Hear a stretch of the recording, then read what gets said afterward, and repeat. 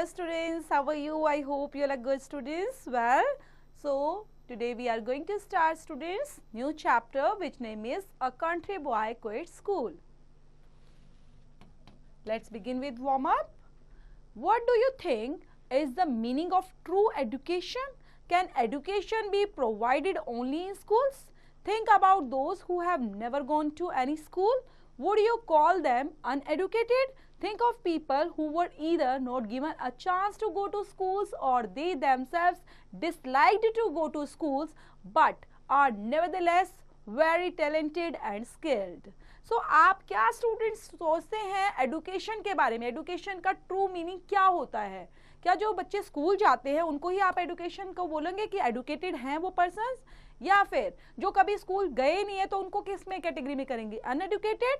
तो ऐसा क्या स्कूल जाना कंपल्शन में है कि स्कूल में जाएंगे तभी आप एडुकेटेड कहलाएंगे? और जिन बच्चों को या जिन लोगों को स्कूल जाने का चांस ही नहीं मिलता बच्चा, या फिर जिन्होंने खुद ही स्कूल छोड़ दिया है, क्या वो हमेशा अनएडुकेटेड ही रहते हैं? जबकि ये जो स्टोरी है इस पर बेस्ड है बच्चे जिसमें स्कूल नहीं गए और उनके बावजूद भी वो काफी टैलेंटेड भी हैं और स्किल्ड भी है। तो देखते हैं स्टोरी के अंदर बच्चे किसके बारे में स्टोरी बताई गई है। A boy in the country gets to be at least half as usual as a grown-up by the time he is 8 or 9 years old. He can weed in the springs or tie up harvested bundles in summer he can halt past bricks when a house is being made or open and shut the frost to the irrigation ditches. That being the case, who would wish to send him to school? But an official proclamation होते हैं बच्चे, कुछ notification होते हैं, कुछ issue होते हैं city के अंदर जिसमें unless a boy over 6 years of age वो सेंट टू स्कूल, ठीक है, वहां पर भेजा गया उसको, एंड कुछ एडल्ट्स जो फैमिली के अंदर थे would go to jail. This is why the country boy of our story went to school. और इसलिए जो कंट्री बॉय है वो स्कूल गया वहां पर. On his first day at school he came back with 8 books. His parents and grandparents all gathered around him and marveled at the pictures in the books. अब first day पर जैसे वो school जाता है बेटा तो 8 बुक्स के साथ वापस आता है ना, 8 बुक्स उसके बैग में थी. देन उसके जो पेरेंट्स थे, ग्रैंड पेरेंट्स थे, सबके सब इकट्ठे हो गए, देखने लग गए, बड़े खुश हो गए. उनके पिक्चर्स बनी हुई थी ना बेटा बुक्स के अंदर, तो उन पिक्चर्स को देखते हैं और सारे आपस में गैदर्ड होकर बड़े खुश होते हैं कि क्या क्या चीजें बनी हुई हैं इसके अंदर. But look, the people in the picture are not Chinese. None of them wear the kind of clothes we do. See, those are leather shoes. This is a foreign costume. Grandfather exclaimed suddenly. अब उनके look को देखते हैं, जो लोग हैं, pictures बनी हुई हैं, तो वो चाइनीज तो थी नहीं बेटा, ठीक है. तो उनको देखते हैं कि उन्होंने किस किस तरह के अलग अलग तरह के क्लोथ्स पहने हुए थे और वो कैसे लेदर शूज पहने हुए हैं, फॉरेन कॉस्ट्यूम डाले हुए थे. और ग्रैंडफादर एक्सक्लेम्ड सडनली करते हुए क्या बोलते हैं? This woman at the spinning wheel is also a foreigner. Grandmother noted. She uses her left hand to spin, but we use the right. आप कहते हैं जैसे ही बोलते हैं ना बेटा ग्रैंडफादर, तो पिक्चर को देख के बोलते हैं कि जो ये वुमेन है ना, ये देखो व्हील को स्पिन कर रही है ना, स्पिनिंग कर रही है, और ये फॉरनर है, ये भी ऑल्सो फॉरनर है. ग्रैंड मदर नोट करती है और she uses her left hand, और क्या बोलती है कि ये देखो अपना लेफ्ट हैंड यूज कर रही है, बल्कि हम तो अपना राइट हैंड यूज करते हैं. The teacher says that the books cost $1.20. The boy interjected and his statement stunned everyone like a clap of thunder. और टीचर ने क्या बताती है बेटा? टीचर कहती है कि जो बुक की कॉस्ट है वो $1 है, $1.20 देने हैं. और बॉय काफ़ी इंटरजेक्टेड हो जाता है और इस स्टेटमेंट को देखकर काफ़ी सुन्न हो जाना, स्टंड हो जाना, और सब सुनकर काफ़ी डर जाते हैं. क्या बात है कि इतने सारे पैसे? Grandmother was the first to speak, the cheek of them. First, we have to send our boy to them, and then they make us pay for the books. He is hardly gone to school for a day, and it has cost us more than $1 already. Who can afford such schools? अब grandmother देखती है कि पहले बोलना शुरू करती है, इतने सारे पैसे, आज तो फर्स्ट डे स्कूल गया है और ऐसे कैसे हम देंगे पेमेंट, ऐसे इतनी ज़्यादा कैसे कर सकते हैं? और आज तो मतलब स्कूल का फर्स्ट डे था, इतनी ज़्यादा कॉस्ट उन्होंने ली है, इतना पहले से $1 चीज़ों को बता दिया गया है, तो हम कैसे अफोर्ड कर पाएंगे इन स्कूल्स की फीस वगैरह को? I should think one book ought to be enough to start with. They can get another after they have finished that, grandfather said. तो ग्रैंडफादर ने बोला कि ऐसा करते हैं, हमें ऐसा करना चाहिए, पहले एक बुक को लेना चाहिए, एक बुक को फिनिश करना चाहिए, उसके बाद हम दूसरी बुक को फिनिश कर देंगे. Moreover, why should it cost so much when there are only 3 or 4 characters on a page? Grandmother wanted to know. So अभी देखती है पिक्चर्स को तो बोलती है इसमें तो सिर्फ 2 या 3 या 4 कैरेक्टर्स तो हैं पेज पर, और इसकी कॉस्ट इतनी ज्यादा. एंड ग्रैंड मदर जो थी बेटा, ग्रैंड मदर, वो जानना चाहती थी कि ऐसा क्यों है. The books they had marvelled at a few minutes before had suddenly become a cause for depression. The family discussed the matter at supper and all through the rest of the evening. They finally decided to accept the calamity and pay the amount required, since it was the first time to make up the sum. The boy's mother had to contribute the money got from 2 pairs of earrings that she had recently sold. His father gave him a solemn lecture. Then यहाँ पर बच्चे जो books थी, अब इनको सोच के उन्होंने सोचा कि अब तो पे करना ही पड़ेगा इसका ना.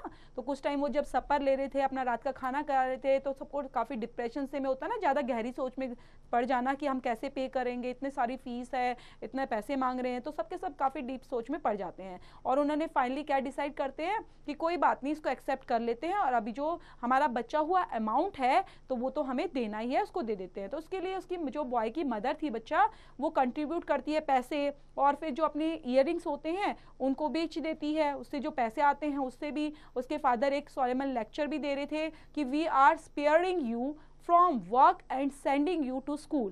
Even though we cannot afford it, you will be very ungrateful if you don't study hard and learn something. और तभी के तभी जो फादर हैं वो बोलने लग जाते हैं कि हम काम करते इतना सफ़र कर रहे हैं और हम इतना पेमेंट तभी भी अफोर्ड नहीं कर पाएंगे, और आप अगर अच्छे से स्टडी नहीं करोगे, you will be very grateful, आप ज़्यादा अनग्रेटफुल हो, क्योंकि इतना स्टडी हार्ड आपको करना, you don't study hard and learn something, कि तुम इतना ज़्यादा स्टडी नहीं कर पाओगे, कुछ अच्छा सीख नहीं पाओगे, और इतने सारे पैसे हम वहाँ पर देंगे तभी भी. The boy took his father's words to heart and set out for school the next day at dawn. When he got there, the porter told him he was too early. Classes don't start till 9 and it's now only 5:30. The teacher is asleep and the classroom is locked. You had better go home. There was nothing for the boy to do but to run back home.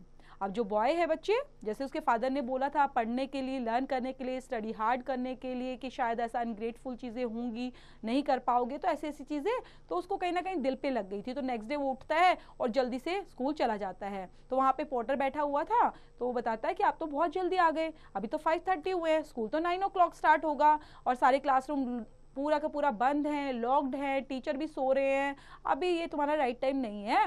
और वो ऐसा देखते हुए, then there was nothing for the boy to do, अब वो उसके पास कुछ करने के लिए तो था नहीं, और वो वापस घर पर चला जाता है. Grandfather was sweeping the yard when he suddenly caught sight of the boy. Look at him, he shouted, it is only the second day and he is playing truant already. The boy was just about to explain when his mother gave him 2 slaps and made him tend the fire for the breakfast. Needless to say, the price of the books they had to buy had a great deal to do with their temper. और grandfather sweeping कर रहे थे बेटा अपने yard में ना, जो बरामदा होता है उसमें स्वीपिंग कर रहे थे. वो बच्चा आता है तब, और वो जल्दी से देखते हैं उस बच्चे को, और देखते हैं कि एकदम से चिल्लाने लग जाते हैं कि ये तुम्हारे जो स्कूल का सेकंड डे है और तुम खेल रहे हो इस तरीके से. और जैसे बॉय कुछ बोलने वाला था तभी उसकी मम्मा आती है और उसको 2 स्लैप्स लगा देती है, 2 चाटे लगा देती है. Then the fire for breakfast and needless to say the price of the book. Okay, और फिर क्या बोलते हैं कि प्राइस ऑफ द बुक्स देखो, they had to by, had a great deal to do with their temper. When the boy went to school again after breakfast, the teacher was already on the platform and speaking on the subject of being late to school. In the afternoon, our young hero come back from the school just as his father was going back to work after his midday nap. Luckily, his father happened to see the other boy and the teacher also coming home from school and concluded that his son was not playing truant. Then वहाँ पर जो boy है बच्चे वो दोबारा से school में आता है, अपना ब्रेकफास्ट फिनिश करता है, दोबारा से स्कूल में चला जाता है। एंड टीचर वो जो थी वहाँ पे वह प्लेटफॉर्म पर खड़ी होती हैं, स्पीकिंग कर रही होती है, बता रही होती है सब्जेक्ट से रिलेटेड, बच्चों को पढ़ा रही होती हैं। आफ्टरनून में जो यंग हीरो होता है वो वापस आता है स्कूल से और अपने फादर के was going back to work, okay, और मिड डे नैप के लिए चला जाता है।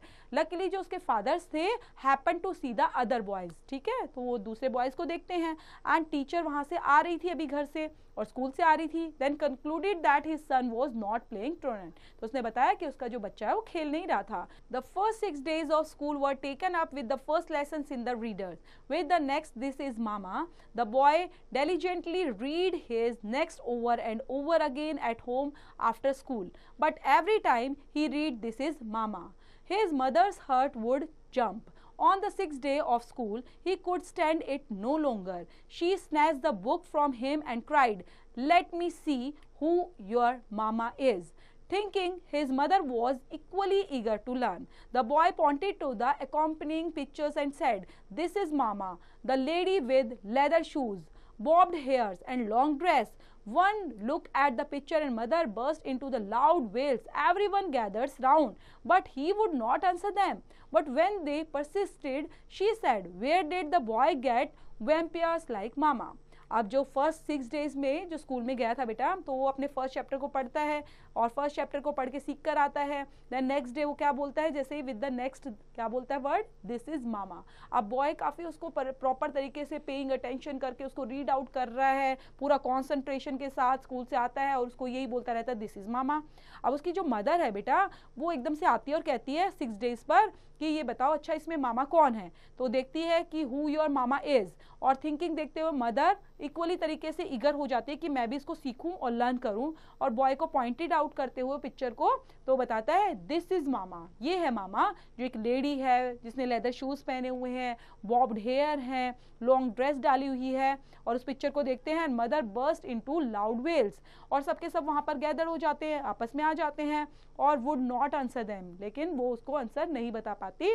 व्हेन दे परसिस्टेड, और जब वो परसिस्टेड करते हैं तो क्या बताती है, where did the boy get the vampire like mama, तो ये बच्चा जो है जिसके अंदर एक घोस्ट नजर आता है एक प्रॉपर तरीके से, उसी को ये मामा कह रहा है, जो घोस्ट की तरह दिख रहा है ना वही मामा है यहाँ पर। When they discovered the reasons for her distress, father said, "We will ask the boy to ask his teacher whose mama this really is. Maybe it is the teacher's mama." तो क्या सोच रहे हैं कि शायद ये ना लेसन कुछ डिस्ट्रेस का है, और फादर बताते हैं कि शायद वी विल आस्क, हम पूछेंगे और इस बॉय के बारे में भी पूछेंगे और टीचर से पूछते हैं कि जो मामा है वो सही में रियली है और शायद ये टीचर के मामा हो सकते हैं। The next morning the teacher said to his charges, one who wants to learn must not be afraid to ask question. Anyone who has a question should put it at once to his the teacher is schools or to his parents at home.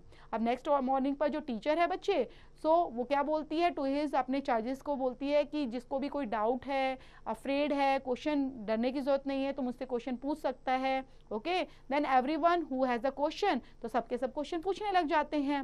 Then at this our hero stood up and asked, और फिर वो जो hero है वो खड़ा हो जाता है और पूछने लग जाता है, the reader says this is mama, whose mama is she really, तो बोलते हैं कि जो रीडर हैं वो बोल रहा है दिस इज मामा, और ये जो मामा है हुज मामा, ये किसके मामा है। The teacher answered patiently, it is the mama of anyone who happens to read the book, do you understand now? No, the boy said. Teacher क्या बोलती है, ये उन्हीं के मामा है, जो भी इस बुक को रीड करता है उसके ही मामा है। अब समझे? तो बच्चा बोल देता है नहीं, अभी भी नहीं समझा। The embarrassed teachers a little but he remain patient, फिर भी उसको थोड़ा गुस्सा आ रहा था कि कैसे नहीं समझा, लेकिन वो अपना पेशेंट रखती है। व्हाई डोंट यू अंडरस्टैंड, क्यों नहीं समझते हो इसको? Then Baldy is also reading this, but his mama is not like this lady, the boy said. तो अब जो बॉय है वो बोलता है कि जो बॉल्डी है वो भी रीडिंग कर रहा है इसको, बट उसके जो मामा है वो इस लेडी की तरह तो नहीं दिखाई देते।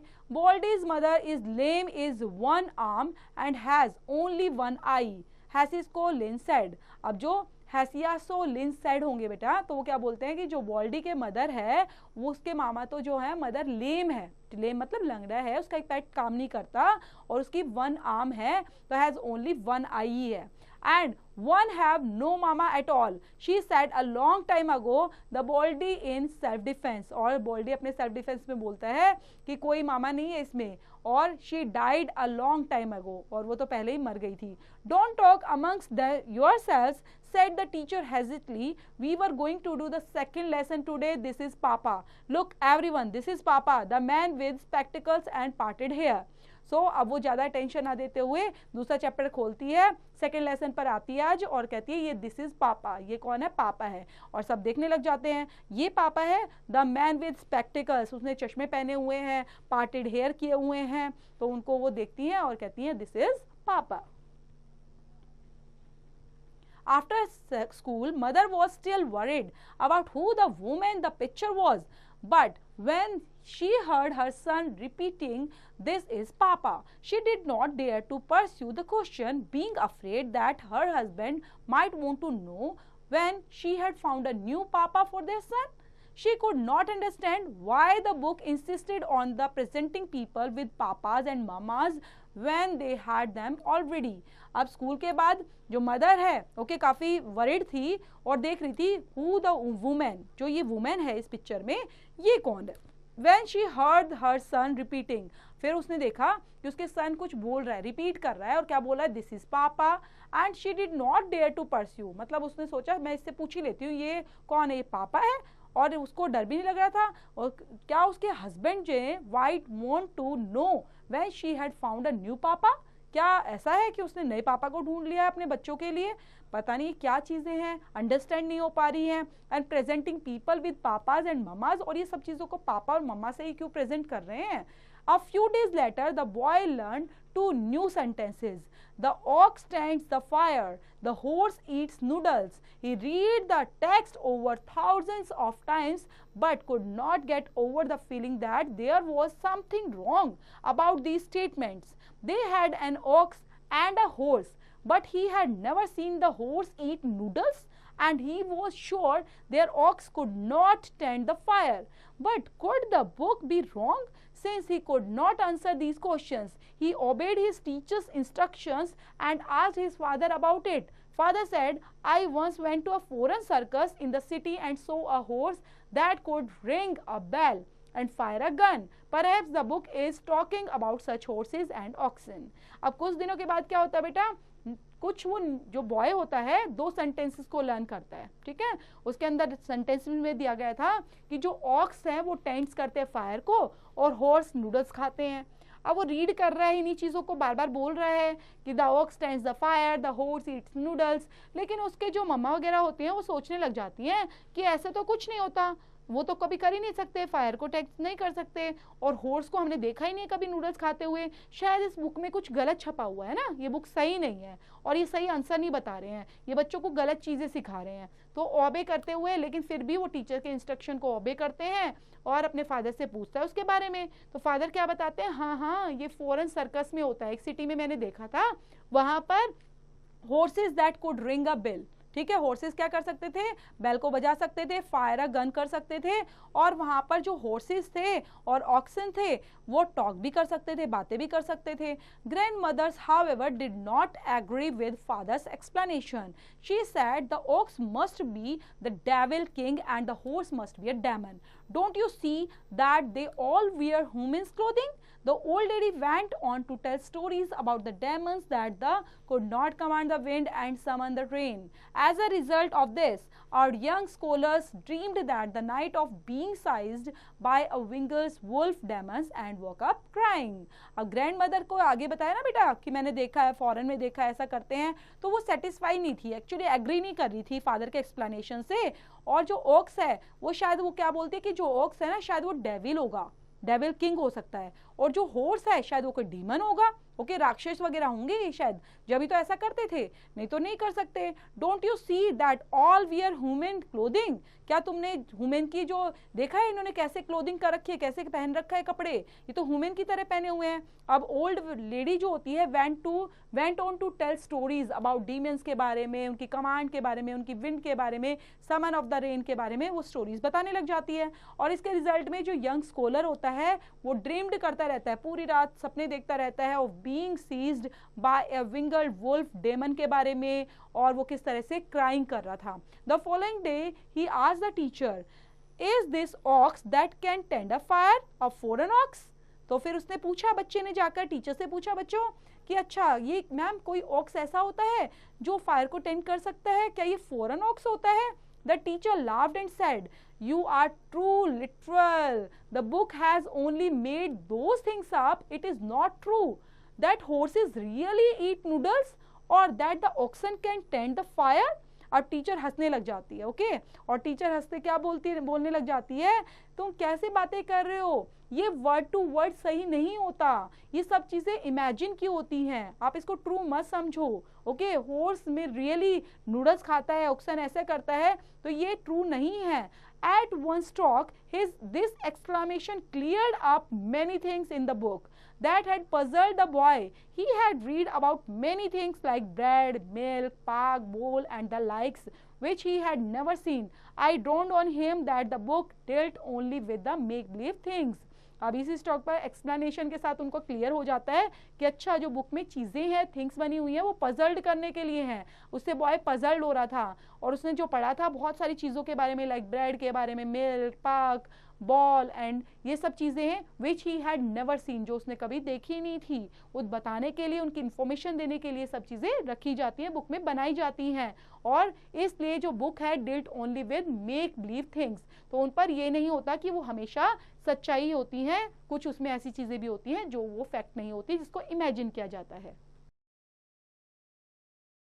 Of late, grandmother had been feeling that her son was no longer close to her, that her positions in the family was gradually declining. Now, as she listened to the boy reading aloud his latest lessons, she heard him say, in my family, I have a papa, a mama, a brother and a sister, but nothing about my grandfather and grandmother. She became very indignant and shouted, so this house is now all yours and no longer have any share in it. In her rage, she picked up a brick and broke their iron pot into pieces. Then जो grandmother है वो feel कर रही थी कि जो उसका बेटा है ना, सन है, वो उससे दूर जा रहा है, क्योंकि वो है ना बुक्स पढ़ता रहता था और वो सुनती रहती थी, तो जो रीडिंग करता रहता था उस बुक में काफ़ी चीज़ें थी, जोर जोर से रीडिंग कर रहा था ना बच्चा, तो वो सारी चीज़ों को सुनती रहती थी। वो कहती है इस फैमिली के अंदर, हमारी फैमिली में, इसमें पापा के बारे में, मदर के बारे में, ब्रदर के बारे में, सिस्टर के बारे में सब चीज़ें बताई गई हैं, लेकिन ग्रैंड मदर और ग्रैंड फादर के बारे में कुछ नहीं बताया गया। ओके, इसलिए वो काफ़ी सरप्राइज भी हो जाती है, गुस्सा भी आने लग जाता है और जोर से चिल्लाने लग जाती है, so this house is now all yours, तो तुम्हारा ही घर है ये, ओके, और मुझे इसमें नहीं रहना। और वो फिर जो उसके पास एक पोट होता है, आयरन पोट, वो उसको फेंक देती है, वो टुकड़ों में टूट जाता है। Do not be angry, the boy's father pleaded with her. We will not let him read this book, kind of book any longer. I would rather go to jail. Then वो कहते गुस्सा मत हो, ठीक है, बॉयज़ के जो father होते हैं उससे माफ़ी मांगते हैं कि मम्मा गुस्सा मत हो, ओके, हम इस तरह की बुक आगे से रीड नहीं करेंगे, I would rather go to jail. And so the next day father discharges the day labors and the teachers mark the boy's absence in the record book at school. और next day से ही जो father थे उन्होंने discharge ले लिया और school को छोड़ दिया, एंड वहाँ पर छोड़ने के बाद टीचर हमेशा उसका क्या मार्क किया बेटा, एब्सेंस ही मार्क किया कि वो स्कूल में कभी नहीं आया। तो यहाँ पर ये चैप्टर फिनिश होता है बच्चे, लाव हैसेंग के थ्रू लिखा गया है, तो पढ़ेंगे इसको रीड आउट करते हुए, समझते हुए, then you have to complete the whole exercise which is related to this chapter, students.